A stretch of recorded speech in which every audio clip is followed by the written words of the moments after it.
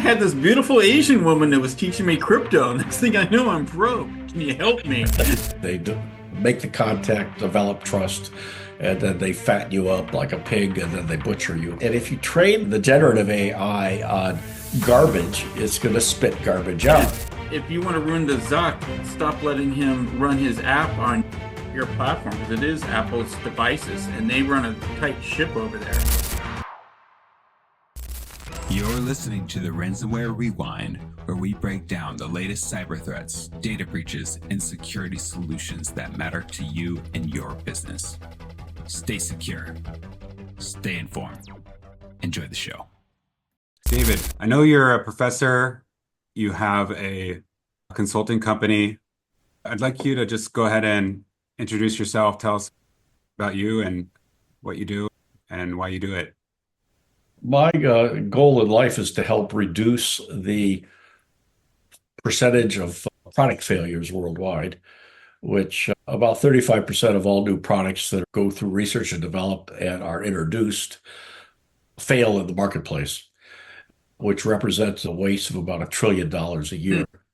If that could be reduced, then there's more resources available to pay people and to help work on protecting the environment. So I developed 5 keys to product success, which is for the first word of my company name, SPICE, where the S stands for product market strategy, P stands for repeatable processes, which have become mature. I stands for having the information necessary to make a decision. The C stands for understanding the customer, what it is that the customer wants to do, why they want to do it, when they want to do it, where they want to do it, how they want to do it, how important is it for that thing that they want to get done, and how satisfied are they with the current solution. And the E stands for making sure that your employees have all of the 130 competencies or skill sets that I've identified in my books and in my research, and I teach in my trainings, to be able to have successful products and successful services. You had I don't know if you still do it, but you had a podcast too, right? Yeah, I did 10 episodes of product success issues, and then I did 10 more episodes for the Business Podcast Network. So I've got about 20 episodes out there on each of the topics that I just mentioned. Short, bite-sized, easy to listen to. Typically about a half hour, and on my product management or product success management issues, I interview VP level and higher, the VP of product management at Pitney Bowes and so forth, about their issues, their challenges, their successes, what they look for in prospective product managers and so forth. Awesome.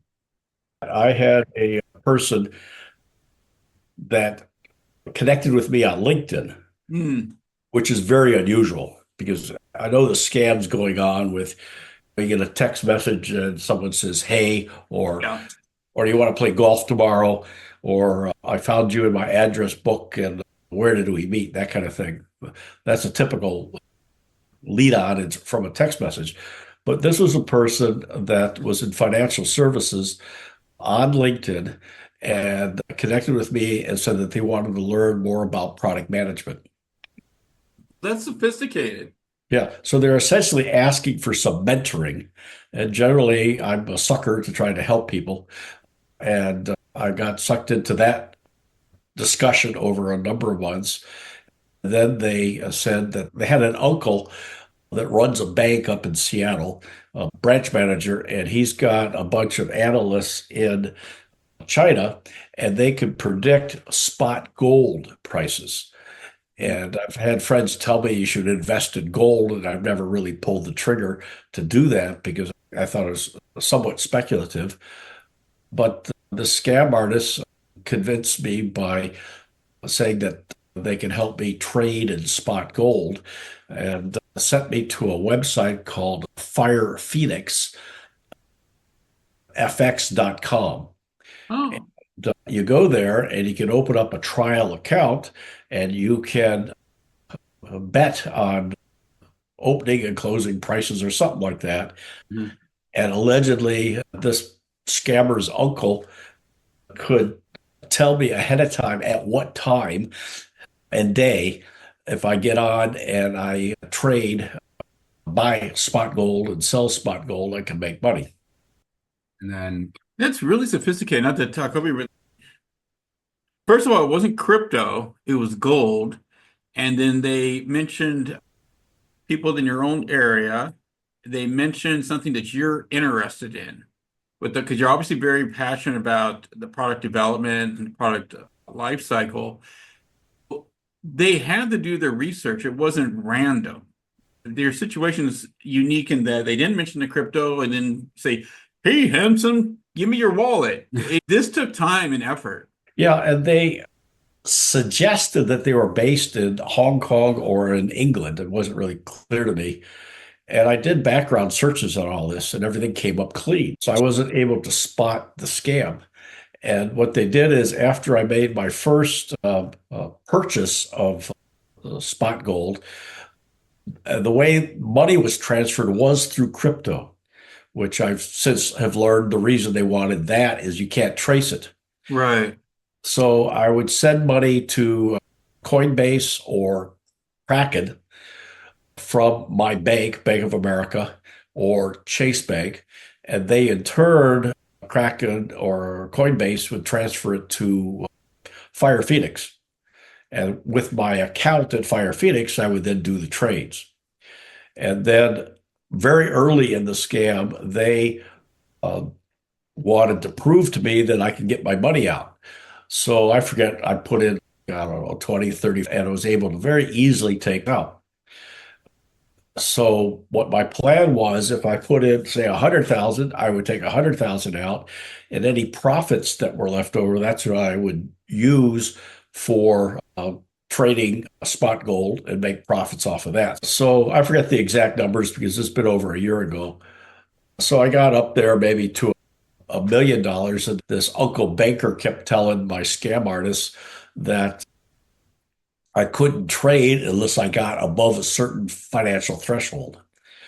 And then when I made $1 million in profits and maybe had two in, I tried to take it out.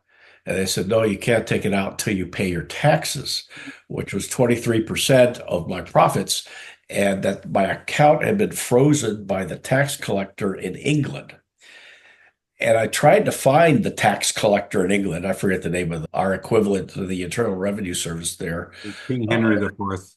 Yeah, and I emailed them and said, "Is this Fire Phoenix FX legitimate?" No response. Wow. That's a significant amount of money. I gotta ask, did you get your money back? Nope, None of them. not a nickel. Wow. And then the Bank of America was slow on the whole thing, but they were very quick after me being with them for 45 years. They canceled my bank account at Bank of America. So now I'm without a bank account. And many months later, they contacted Social Protective Services of Santa Clara County and the police department of my local city. And it was the police sergeant that called me that told me what was going on. Bank of America did not tell me what was going on. Chase Bank did not tell me what was going on. And this whole concept, this started in like July of 2023, culminated by December in 2023. And all of this was very young during that period of time. So it's possible that the bank and the police department and the district attorney were somewhat unawares of it. And it was through Detective Bill Hoyt that I figured out what was going on, and I cut the thing off. But by that point in time, an inspector that claimed to be in the same scam ring wherever they were, I think they said even in Miramar at that time, said that they're trying to shut the thing down. And he turned out to a continuation of the scam. I needed to send him money to pay taxes. Oh, So I cut that off right away. The good news is that my stock market investments have gone up enough to cover the $1.7 million that I lost 2 years ago. The bad news for city, county, state, and federal government is I'll never have to pay income taxes again because I'll take this as a theft loss. Oh, I talked to Gail Perrin, who is my local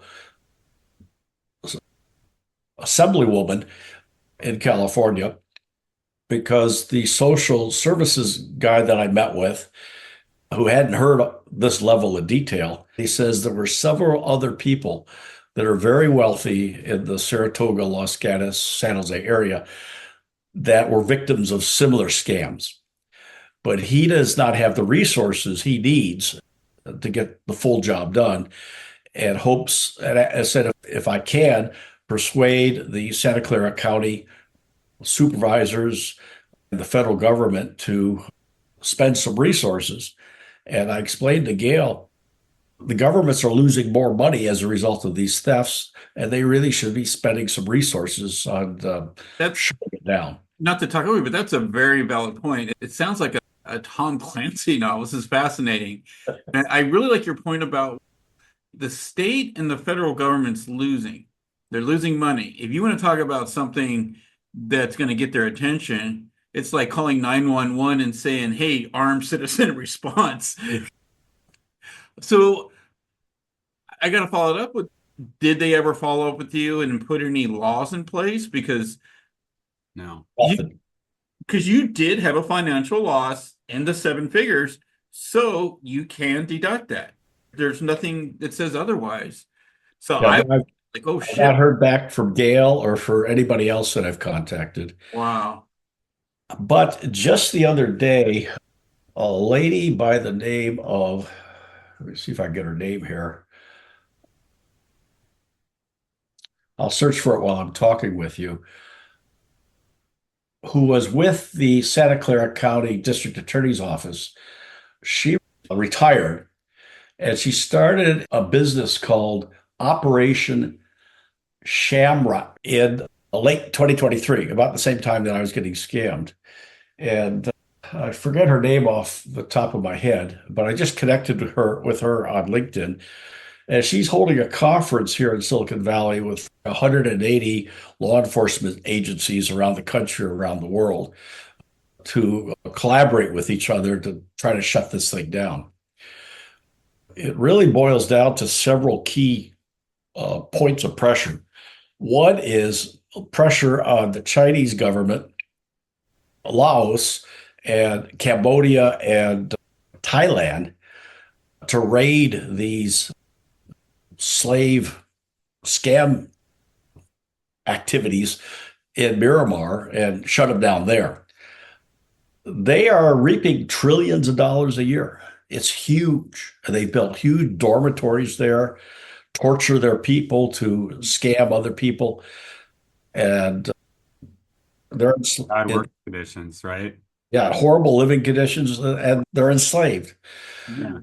This person that was being impersonated on LinkedIn, pictures taken from Instagram and then put on LinkedIn. LinkedIn could do a scan of Instagram and other pictures on TikTok and on Facebook and so forth, if Facebook would allow such scans to occur, and remove accounts on LinkedIn that are using somebody else's pictures, eliminating that point of the fraud. This person was using a Gmail address. So Gmail knows what IP address these emails are coming from. They were also using a phone number, and I think it was a WhatsApp's phone number. Facebook Meta knows who that person is, and if alerted right away, could shut it down and shut these scams off right away. So if Meta, Twitter, Facebook, Instagram, LinkedIn, Google, YouTube would put together a task force to collaborate, share information, and use their AI, which they can use greatly to tell us lies, and scan what's going on when people's identities are being used to fake other people's identities, a lot of this could be shut down very quickly. Yeah, because it'd break the chain because the first step in the process is their outreach, and it probably, geez, I don't know, millions of people every day get these messages. And what again, I think what's concerning is they looked at you, they looked at your zip code, they looked at other wealthy people around you and attacked them. It was really sophisticated, quite frankly. And you're a smart, sophisticated man, and other people in your area did. That's what I find so concerning is that they were able to pull it off and then no one's stopping them. And if they just couldn't, if you could just block the subnets that they're on. So you see the company, and that alone, that would break their whole operation because it's really fragile. You cut down their Yeah. communication systems. Yeah. And if you went, I think the firephoenixfx.com website is no longer there. But if you'd go there, you could pick whatever it is, gold, I guess, and other precious metals, and you could watch the put calls or price or whatever it may be going up and down on the website in real time. And they'll give you some fake money just to play with so you can put some in. So I have a feeling that my scammer was behind part of that and they had controls. So they told me to sign on at 5:20 p.m. and to get ready that at 5:30 will be the time to buy. And then they'll tell me sell. We're actually manipulating the graph, showing me the appreciation or the depreciation of spot gold at that particular time. But the fact that you're able to get the money back, they were playing the long game at first. You know how you started in with a lower amount of money and you got your money back. That's a different level of criminal. Yeah. They were essentially giving my money back, Yeah, but true. But they're, it's true. But the they're fact building credibility. run it off with it like a hoodlum on the street with a gun. What they're doing is building trust. Right. So I think John Oliver back in April of last year did a piece on the John Oliver show last week tonight about pig butchering. And I think the Wall Street Journal and the Washington Post over the last year have done articles on the topic. So it's becoming more and more known, but many people aren't paying attention to those things. And it would seem to me that all the social media I just mentioned could be put up warnings about these kinds of things. And it's well described in the shamrock.org website of this pattern of what they do in terms of what you just mentioned. Did you hear about this article that came out today or yesterday where this woman was tricked by a pig butcher who was posing as Brad Pitt in the hospital? I just saw a headline and she lost like $800,000. She thought she was talking to Brad Pitt for real. Hmm. Yeah. And Brad feels very bad about that. I'm sure, yeah. Using your name to scam someone else, and even if it was me or that gentleman that scammed you, he probably feels bad that his likeness was used to scam you. So it's just like people, you know what? People, they think that they can't get scammed. That's the problem. I know you're a professor, you're a consultant, you've worked with Fortune 500 companies. I was reading there was a Nobel laureate that was pig butchered. These are people from all walks of life. And I think the one thing that people can take home with this is that don't think that you're above getting scammed because, you know, anybody can know the warning signs or and all that, but still fall for it because they use emotional manipulation. And it looked like a way to make a lot more money relatively easily, as opposed to a romance scam or something like that. Yeah, but that's human nature, and it's actually more compelling than a romance scam, especially Well, the guy that's been divorced. if you look at it this way, they did come in asking for you like to mentor them. That was like creating a mentor-mentee relationship.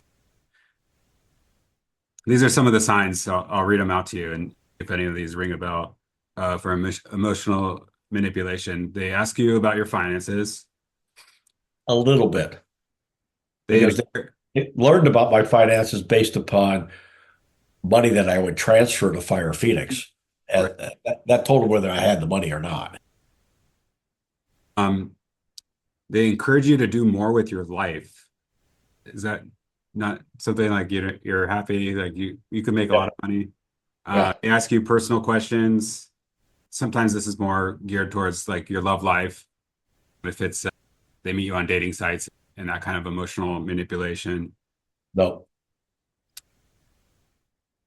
A lot of times they're weaponizing fears, like fear of getting your taxes, like getting screwed by the IRS or something like that. Um, Not this one, but I get a PDF letter, which Apple Mail immediately throws into the junk category, where this individual wants me to send them a little less than $2,000 so that they won't release videos they've taken of me on my computer. Yeah, I've gotten that one too. They want to send it to all my friends. mhm. I don't have any friends, so they can't. They picked the wrong guy. They picked the wrong. Yeah, I'll be your friend. I'll send you the letter. Go ahead with your list. Please send it to my family. That I got in. I was like, oh, they know my case. I don't know. Is this real or not? But then Yeah, they say they could see through the electrical tape that I stuck on the camera. With mine, they had a picture of my house. Yeah, you gotta do Well, better than that, buddy. And they then can straight from Google Maps. Like it was the exact same thing from Google Maps. get it direct from Street View or from Zillow or Redfin or something like Yeah. that. okay, let me ask you this about your situation. Did they keep the conversation going on LinkedIn, or did they ask you to go to a end-to-end encryption type website like WhatsApp? They quickly asked me to go to WhatsApp. And Okay. see, that's another place where Zuckerberg, or I call him Zuckerberg, step in and stop these scams being perpetrated on the WhatsApp platform. But I forget where, I think it was in India, several hundred people were killed because one religious sect accused another religious sect of killing a cow, which is sacred. And Oh, that spread, this is like 2, 3 years ago, that spread like wildfire on WhatsApp, and people were killed over it. And what did Zuckerberg do about it? He went on Joe Rogan's podcast just the other day and said Apple hasn't invented anything new lately. Why does he feel so threatened by Apple that he has to constantly attack Apple? He should clean up the act that's occurring on Facebook, WhatsApp, and Instagram first before he starts accusing other people of not being innovative. yeah. I want to answer your question. He's concerned about Instagram, WhatsApp, and Facebook getting pulled from this platform because that's where all his money comes from. And Apple can do that. And what you described is absolutely horrific. And that's just the tip of the iceberg. We don't know what else is going on. So, yeah, if you want to ruin the Zuck, stop letting him run his app on your platform because it is Apple's devices and they run a tight ship over there. So that's what he's really scared about. Well, I would hope Tim Cook would do that. And one of the key things here that I talk about is company values. And when Steve Jobs, who I was at the same management level with when I was at Apple, uh, Wow. Steve, when he came back to Apple, said the important thing about Apple, this was in the late 90s, is our values. And Tim Cook has spoken many times on the importance of company values. And one of their values, empathy for the customer. Another one is positive social contribution. Another one is good management. And those all point to them saying, wait a minute, if Zuckerberg won't police the misuse of his platforms, then we'll remove those apps from the App Store. Exactly. That's my whole point. But That's what I'm hoping that I could do with this lady from Shamrock and do through my connections with state and local government. before I got into product management, I was a political campaign manager for a successful gubernatorial campaign and an unsuccessful John Connally presidential campaign. So I know a little bit about government relations.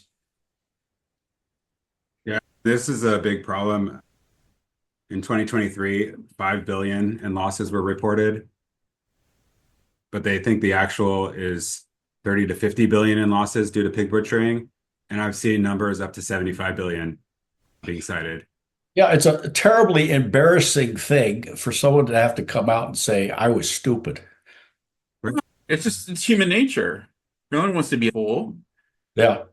Yeah, and I think if we can get some of the stigma away from that victim blaming, then we can have some people like actually do something about this. And I think it's really brave of you to come out on our show and tell your story so that people out there can learn from it and hopefully not go through the same thing. Yeah, and I'm not just bitching about it. I'm offering, I think, creative, hardcore solutions to cut the whole thing off at its knees if the organizations that are perpetuating this are willing to do so. Yeah, like I was looking through my LinkedIn messages, and at least once a month I get a very attractive Asian woman that has MBA in her title and talking about connecting. And my wife gets on Facebook, she gets invites from these men that are just widowers that have MBAs, and they'll have a very Western name and be very handsome. But then when they talk, they'll say, dear, my dear. And you can just look at the language and say that, hey, that's like Middle Eastern. Like they might as well just throw a hobby bee in there. But and it's so funny because we keep going back and forth with these. But what's scary is, let's say they hit up a woman that's single. That's the female archetype of the man. He's rich, he's a doctor, and all this stuff, and has all these social norms. If he could only speak English when he said he's born in Milwaukee, he'd be perfect. Wait a minute. I'm from Detroit. No one in Milwaukee speaks English. They just talk about beer. And they're pretty good at it too. Yeah, here's some openings that they cast a wide net to people through WhatsApp, Facebook, LinkedIn, dating sites, of course, probably like shopping sites like Offer targeted as well. And they ask you things like, Kathy, it was a pleasure meeting you at the charity event last week. Or, this is my number. I have no want to be a bother, but I would like to meet your acquaintance. Or there's always just hello. Or are you busy? Are you busy? Yes, very much so. Thank you. Why don't you respond? So they use intimidation. In that one. Or So now whenever I see one of those, I immediately block it. And then there are several websites where you could put an image in. It'll come back and tell you if that image is used elsewhere. Google Images is very bad at that in terms of people, but they should improve that in order to, again, cut down on the scam. yeah. They definitely have the resources. Oh, no, they're very poor companies. They're about to go bankrupt, so I don't know why Google would do that.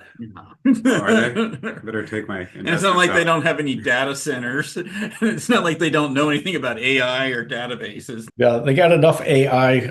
For example, I use a little tool called Perplexity, which is a conglomerate of AI. So I can ask it a question. It will crawl the net, which has probably been crawled before, and come back with an answer in maybe 20, 30 seconds. And the answer they would give me would also give me the references as to where they got the information from. Yeah. So I put in my name, for example, and it comes back and called me renowned. So I like that. Yeah. And I went to Bard, which is, I think, Microsoft's AI. And I haven't been a fan of Microsoft for a number of years. Microsoft is Copilot. Is it Copilot? Okay, so I went there and I put in my name. It was about half right.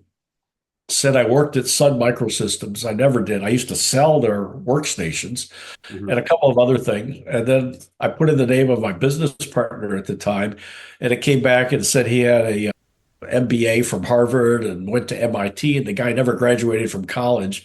He was a supply officer during the Vietnam War. Did you a profile pic of you as a black man? No, they didn't do that. They know I was from Detroit. I would shoot them if they did something.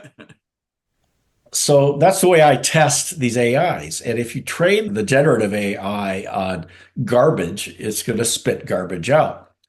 And Zuckerberg is now training his AI that he's offering for free on the shit that we post on Facebook. So I can't imagine how bad its results are going to be because the information that's going in is not even true based upon what people post on Facebook. Garbage But in, that's garbage okay. out. His BFF now is Donald Trump. Yeah, they're homies. One thing I has, what can other people do to prevent this from happening to them? Like, what if you look back on it? Were there any red flags that you overlooked and like now you're like, oh shit? That's a tough one. I think switching to WhatsApp should have been a red flag, Hmm. but I did not know that at the time. Request too. At the time when I searched Fire Phoenix, I could only find two bad reviews of it, and it was referring to what I think was a different company dealing with Phoenix, Arizona, and firefighting. That's some experience just now. Another red flag would be if they ask you to transfer untraceable money using crypto. And now that Trump's coming into office in a couple of days, and he's going to put national funds into crypto, that all begins to make me wonder what's going to happen after that. That's concerning. So the Federal Reserve will be crypto? They view it like investing in gold and putting it in Fort Knox, the crypto industry. And that's why they have put so much money into Trump's campaign, hundreds of millions of dollars, dark money, not directly, but through other political action committees, because they could force the price people are willing to pay for crypto up, and so they could profit off of it. But I don't understand what crypto is. It has no intrinsic value like gold does, or silver, or platinum, or uranium. So I don't know. I don't understand that. I don't even, I'm thinking about Kuwait. They have the highest currency in the world because it's based on oil. There's actually, we're going back to old Tricky Dick when he got rid of the gold standard. And here we are all these years later. I want to create my own fiat currency, call it the Dowdy, and I had the Dowdy coin. The problem is I can't find any suckers. The real question is, You just go to, this is the website called pumpfund.com, pump fund. and you can create whatever coin you want and get like people to invest in it. And yeah, Yeah, but when you start getting into the Federal Reserve and the President of the United States, I guess it's a whole different. playing devil's advocate, you could say fiat currency doesn't have intrinsic value. It's just that everybody believes in it. That's a valid point. And I it's mean, still running on the If old. we're going to go to like actual value, I mean, like the barter system is great. I will trade you a bottle of vodka for a haircut, that kind of thing. That's fine. A new scam is being talked about through GoFundMe, where people in LA fires have had a loss, and they or their friends put up a GoFundMe page for them. And then a scammer will go take the images off of that GoFundMe page and create a new one, and the money goes directly to them with a similar URL. Yes. Those charity scams are hard. They're just brutal. Yeah. And why doesn't GoFundMe police its own website so that the same images can't show up on two different GoFundMe campaigns? Yeah, I was listening to one of our favorite podcasts, Darknet Diaries this morning. Yeah. Jeffrey Sider, if you're out there, we love you. And they were talking about this website called Bike Index. And it indexes all the bikes so that you can report stolen bikes. and he was complaining that OfferUp, where all these bikes are fenced or sold, does not do anything, even when he can send them information proving that the bike being sold is stolen. Wow, that's horrible. So if your bike's ever stolen, you can check out Bike Index. It's a nonprofit, and he uncovered this crazy bike stealing ring where bikes around the Bay Area were being taken to Mexico and sold. And they took down the American connection there, but he just diversified it, and the scam's still going on. So if you've ever gotten your bike stolen, you might want to listen to that episode. I have a bike from Holland, an electric bike. I forget the exact name of it, but the company went out of business and they had, I forget how much. And if my bike is stolen, they can recover it because it has tracking on it. And if they can't recover it, they'll give me a brand new bike. Nice. Cool. That's good. Oh, that in China, pig butchering is called shazu pan, and the direct translation is the killing pig game. I thought that was That's about right. It'd be a good name for a Chinese restaurant. I'll order the shazu pan. Cool. Yeah. I think that this is a huge problem, and I think politicians and people should start paying attention.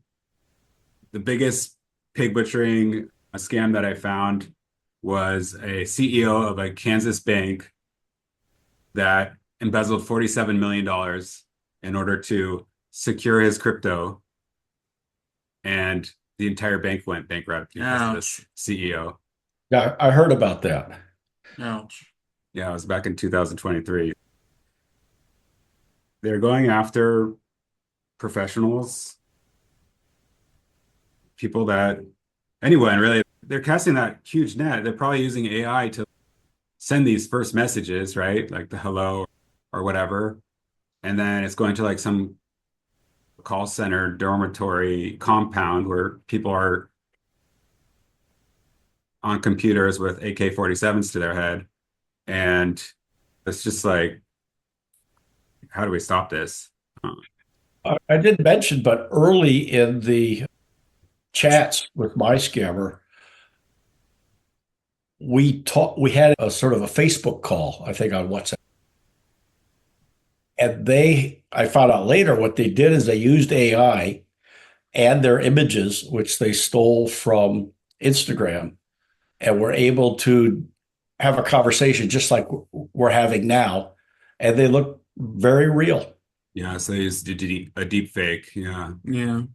That's Video. far more prevalent. Oh, another side was that they were using a translation app or something, perhaps Google Translate. So they would type in whatever language they knew, and the English would come out, and sometimes it was quite awkward. So that indicated, but this person was not pretending to be American. This person was pretending to be Chinese. But the images that the inspector that was part of the ring that's trying to take that scam ring down, who also was just nothing more than a continuation of the scam, sent me a link to an Instagram page that had the same images that my scammer had. Damn it. Wow. So that's why I said if some of these image search services could have showed me when I tried to search the scammer's image that it was somebody else, which was Korean, I would have been immediately suspicious and shut it off. One tip is if you're using search, you can right click on a picture and do an image search. Google is a little bit more difficult where you have to upload the image or put it in search. Is there any last word of advice you want to give our audience I think I pretty much spit it all out. And where can people find you? They can go to my website, spicecatalyst.com, and my contact information is there. Awesome. Great. Anything else that you want to talk? I know you didn't get a chance to say anything about rapid scale No, cloud computing. yeah, If you're out there looking for secure cloud computing, yeah. Talk to Mike. if you're looking for cyber insurance, talk to me. And yeah. Can I buy some in arrears? Yeah, exactly. So there is personal cyber insurance, and you could get insured up to $1 million. That may cover something like that because it's covered under social engineering and financial fraud. That's interesting. So there are products like that we can help people buy. But yeah, like you said, these scammers are out there. Even on my business clients, one of my restaurant owners got tricked into a payment processing loan scam where the guy was taking money from people, promising 20, 30% returns. They were getting the returns, right? But he was paying them with other people's money. Pyramid scheme. And eventually just like this return stopped. And luckily he had bought a business insurance policy for cyber, and that got covered under social engineering. So he got his like $154,000 back. I have State Farm home insurance, and I have a rider on that for something like this. They refuse to cover it. Oh, that sucks. The identity, yeah, it's usually like 15,000 for like identity theft expense. Doesn't matter. They said we don't cover that. Yeah. I live on a hilltop in Los Gatos, and I have a atrium which has a drain that runs out to the street. The previous owner had put in tile in the atrium, and instead of sloping towards the street, it sloped towards the house. When it rained, it turns out after we dug up the drain pipe, it had collapsed a long time ago. There was no drain pipe. It was filled with mud. Wow. So now I'm out about $45,000 for a new drain pipe and new flooring throughout the first floor of the house. And the insurance company, State Farm, will pay nothing on that because the water did not come in from the roof. And they called it a flood. And you can't get flood insurance if you live on the top of a hill. Yeah. So like what is it, the post underwriting after you file a claim? Is that what's going on in that kind of situation? So you file a claim and it goes to post underwriting and The adjuster. I didn't bother to file a claim on the flood because my insurance agent said they won't cover it. I don't know how long ago you bought the house, but there could be non-disclosure issues with the guy that sold the house or the real estate agent. But yeah, it's probably water. if you want to deal with that. Water under the bridge, no pun intended. Oh, it's water through my living room. They would not have known. And whoever hired the tile contractor who did it wrong, who knows who that was. And Yeah, you don't. I remember when I was in college at the University of Michigan, people selling life insurance was really important. So I bought a $5,000 life insurance policy. I have no idea why, because I wasn't married at the time or anything, and made payments on it for a number of years. It was worth $5,000. And one of the basis of selling it to me is that it accrues all my payments. So if I ever want to cash it out, I could get my money back plus Yeah. some return. The Central Life Insurance Company of Iowa went out of business a number of years ago, and I can't find who took over their business, so I can get my 5,000 plus dollars. Yeah, exactly. Throw a life insurance party. I'll probably have to kill myself to collect. That kind of breaks it. All right. Well, it was nice meeting you, David. Maybe loud. Good to meet you. Good. Yeah. Be good out there. And we appreciate you coming and sharing your story. And Yeah, it's interesting. yeah, please keep in touch and we will talk to you soon. Okay, sounds good.